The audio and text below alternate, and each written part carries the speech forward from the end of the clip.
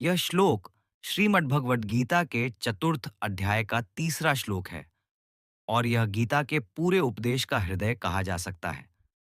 इस श्लोक में श्री कृष्ण न केवल अर्जुन को बल्कि समस्त मानवता को यह स्पष्ट करते हैं कि गीता का ज्ञान क्यों दिया जा रहा है, किसे दिया जा रहा है और इसका स्वरूप क्या है।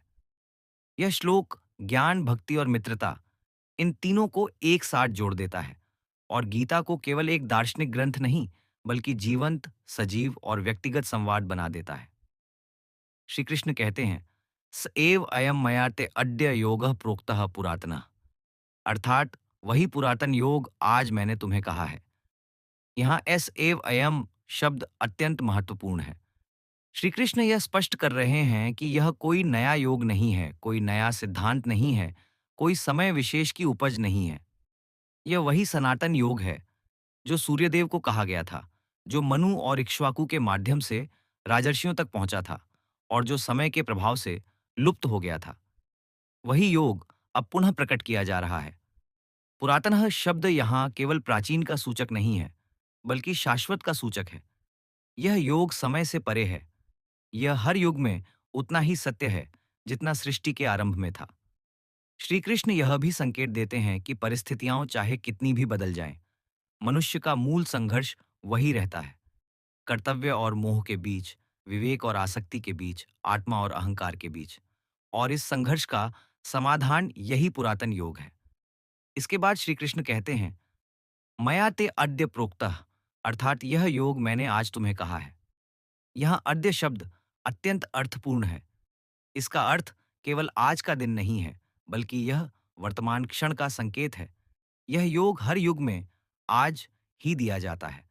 जब भी कोई अर्जुन संशय में खड़ा होता है, जब भी कोई मनुष्य अपने कर्तव्य से डगमगाता है, तब यह योग आज ही प्रकट होता है।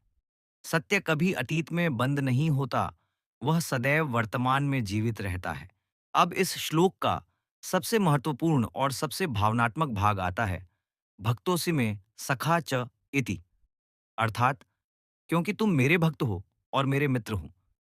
यहाँ श्री कृष्ण यह स्पष्ट करते हैं कि इस योग को देने का कारण अर्जुन की कोई विद्वत्ता नहीं है, न उसका शौर्य, न उसका कुल, न उसका ज्ञान। इसका एकमात्र कारण है भक्ति और मित्रता। यहाँ भक्त और सखा, ये दो शब्द गीता के रहस्य को खोल देते हैं। भक्ति का अर्थ केवल पूजा पाठ या कर्मकांड नहीं है। भक्ति का अर्थ है पूर्ण विश्वास, समर्पण, खुलापन। भक्त वह होता है जो अपने अहंकार को पीछे रखकर सत्य को ग्रहण करने के लिए तैयार होता है। अर्जुन श्री कृष्ण से प्रश्न करता है, संशय प्रकट करता है, अपनी दुर्बलता स्वीकार करता है। यही भक्ति है। भक्ति का अर्थ आंख बंद करके मान लेना नहीं, बल्कि ईश्वर के सामने स्वयं को सत्य के साथ खोल देना है। और सखा, मित्र, यह शब्द गीता को अद्वितीय बना देता है। श्री कृष्ण स्वयं को केवल गुरु नहीं कहते, बल्कि मित्र कहते हैं। मित्र वह होता है जो समान स्तर पर संवाद करता है, जो डराता नहीं, जो दबाव नहीं डालता, जो डांटता भी है तो प्रेम से। अर्जुन और कृष्ण का संवाद इसलिए इतना गहरा है क्योंकि यह गुरु शिष्य का ही नहीं, मित्र मित्र का भी संवाद है। अर्जुन बिना भय के अपने मन की उलझनें रख सकता है और श्री कृष्ण बिना दूरी के सत्य कह सकते हैं। श्री कृष्ण यह स्पष्ट कर रहे हैं कि यह योग हर किसी को नहीं दिया जाता।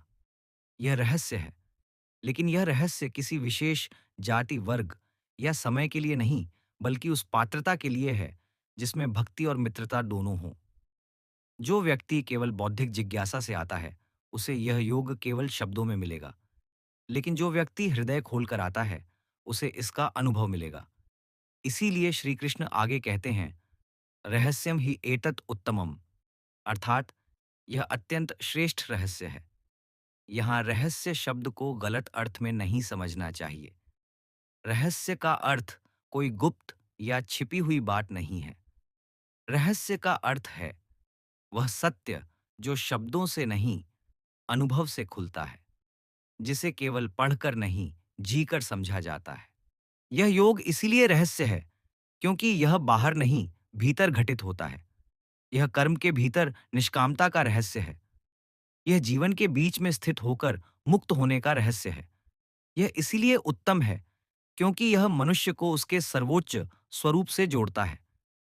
इस श्लोक के माध्यम से श्री कृष्ण यह भी स्पष्ट करते हैं कि गीता कोई सार्वभौमिक उपदेश नहीं है जो सभी पर एक जैसा लागू हो जाए। ये एक जीवंत संवाद है जो तभी फलदायी होता है जब श्रोता तैयार हो। अर्जुन तैयार है क्योंकि वह न केवल सुनना चाहता है बल्कि बदलना भी चाहता है। यही पात्रता है। यह श्लोक यह भी सिखाता है कि ज्ञान और प्रेम अलग नहीं है। सच्चा ज्ञान तभी उतरता है जब उसके साथ प्रेम और विश्वास हो।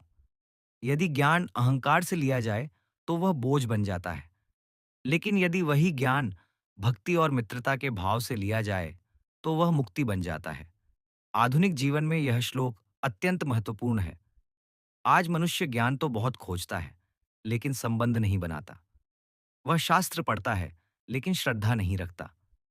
वह प्रश्न करता है, लेकिन समर्पण नहीं करता।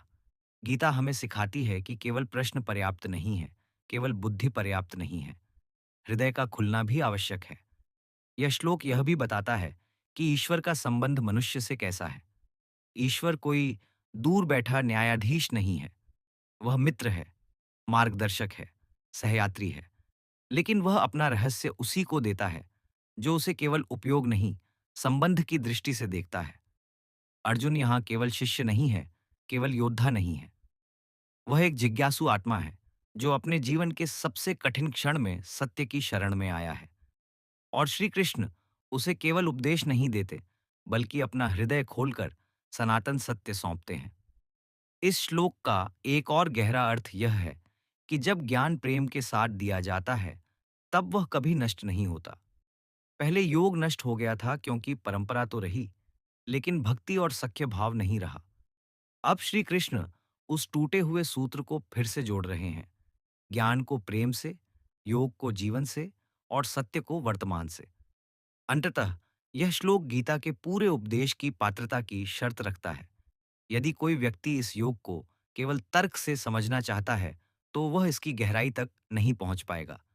लेकिन यदि वह अर्जुन की तरह ईमानदारी, भक्ति और मित्रता के भाव से आए, तो यह योग उसके जीवन को रूपांतरित कर देगा। इस प्रकार यह श्लोक केवल भूमिका नहीं है, बल्कि गीता की आत्मा है। यह हमें यह सिखाता है कि सनातन सत्य केवल योग्य हृदय में ही उतरता है, और जब उतरता है तो मनुष्य को भीतर से मुक्त कर देता है। यही उत्तम रहस्य है, यही गीता का प्राण है। धन्यवाद। जय श्री कृष्ण।